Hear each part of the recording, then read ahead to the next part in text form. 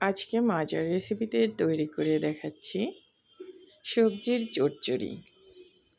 দেখতেই পাচ্ছেন কতটা মজার হবে, কতটা স্বাদের, কতটা লোভনীয়। মাছ মাংস সবসময় কিন্তু আমাদের খেতে ভালো লাগে না।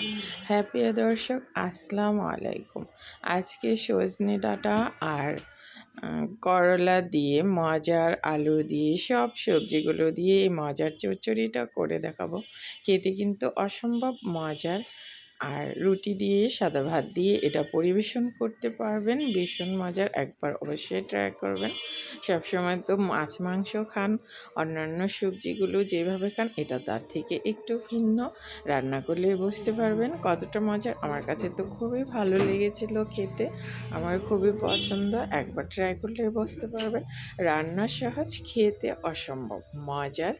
আর তৈরি করলেই, দেখলেই বুঝতে পারবেন, সবাইও খেয়ে খুবই পছন্দ করবে আমি আশা করছি। এখন এই যে রান্নার মূল রেসিপিতে চলে যাব, তৈরি করে নেব সবজির চচ্চড়িটা।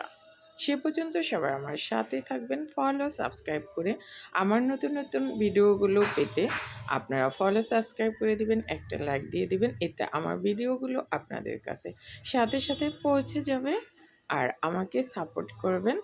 আর আমার তাতে করে আমার নতুন নতুন রেসিপিগুলো দিতে উৎসাহ বেড়ে যায়। দেখেই বুঝতে পারছেন কতটা লোভনীয় লাগছে আর কতটা মজার হবে খেতে। অবশ্যই মাছ মাংস থেকে একটু ভিন্ন স্টাইলে রান্না করেছি। এখানে আলু নিয়েছি 3-4টা মাঝারি সাইজের কুচি কুচি করে, আর সজনে ডাঁটা নিয়েছি, পেঁয়াজ নিয়েছি 1 মুঠ ভর্তি করে চেপে চেপে, আর বেশ কিছু কাঁচামরিচ নিয়েছি। স্বাদ মতো লবণ দিলাম। আলুগুলো আমি চিকলা সহ কুচি কুচি করে নিয়েছি। এগুলো ছোট সাইজের আলু ছিল। আর হলুদ দিলাম 1/2 চা চামচ। সরিষার তেল অল্প পরিমাণে দিয়ে এখন সবজিগুলোকে মাখিয়ে নিচ্ছি। আর সজনে ডাঁটা শরীরের জন্য কতটা উপকার সবাই জানেন।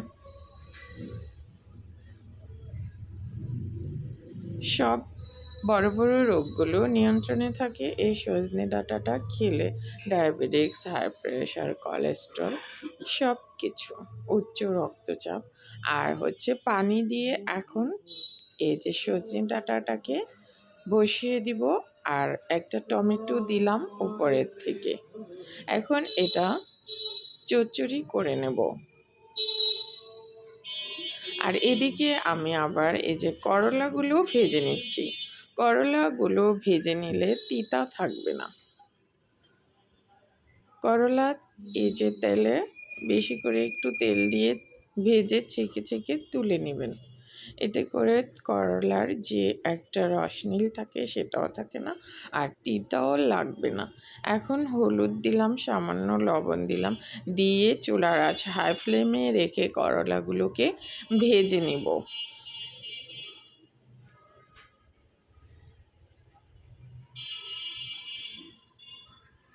ছড়িয়ে ছিটিয়ে চুলার আঁচ হাই ফ্লেমে রেখে করলাগুলোকে ভেজে নিলাম।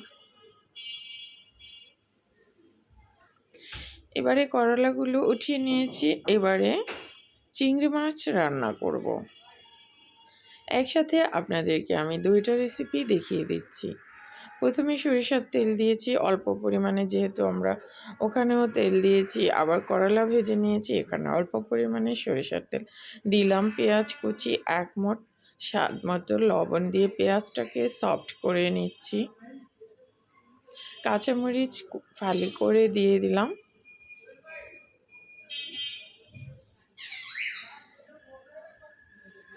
এবারে এখানে 2টা টমেটো দিলাম।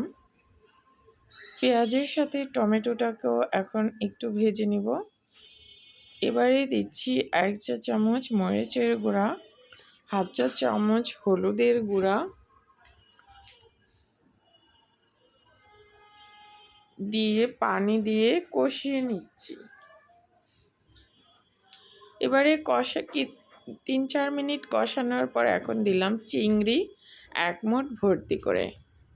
চিংড়ি মাছ দিয়ে এখন আবার কষিয়ে নিচ্ছি। এখন একটু পানি দিয়ে চিংড়ি মাছটাকে রান্না করে নেব। চিংড়ি থেকে সুন্দর একটা অ্যারোমা ছড়িয়েছে, সে পর্যায়ে পানি দিয়েছি। এখন চিংড়িটা এই যে ঢেকে দিচ্ছি রান্না হওয়ার জন্য। এবারে চিংড়িটা ভুনা ভুনা হয়ে গেছে। এভাবে এই যে এই চিংড়িটা এখন এই টমেটো দিয়ে রান্না করে দেখবেন, এভাবে চিংড়ি ভুনাটা খেতে কিন্তু খুবই মজার। এখন এই যে এই চিংড়ি ভুনাটা দিয়েও মজা করে ভাত খেতে পারবেন। এই যে একটা রেসিপি এখানে হয়ে গেল, আর ওখানে একটা রেসিপি অর্থাৎ চচ্চড়ি করেছি সবজি দিয়ে, আর এই যে চিংড়ি মাছের ভুনা। এখন এখানে আমি ওই যে সবজিটা রান্না করলাম সেটা এই চিংড়ি মাছের মধ্যে ঢেলে দিলাম, সাথে কিছুটা পানিও ছিল। এখন নেড়ে চেড়ে মিশিয়ে নিচ্ছি। এই পর্যায়ে চুলার আঁচ হাই ফ্লেমে রেখেছি। এখন ওই যে রান্নাটা হয়ে গেছে, এ পর্যায়ে এখন এই যে করলাগুলো দিয়ে দিলাম। করলাগুলো দিয়ে কিন্তু বেশিক্ষণ রান্না করা যাবে না, তাহলে তিতা বেরিয়ে আসবে।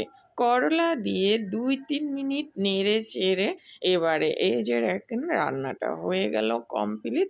এবারে চুলার আঁচ বন্ধ করে দিয়েছি। বেশি নাড়াচাড়া করলেও করলা তিতা হয়ে যাবে, আর বেশি রান্না করাও যাবে না।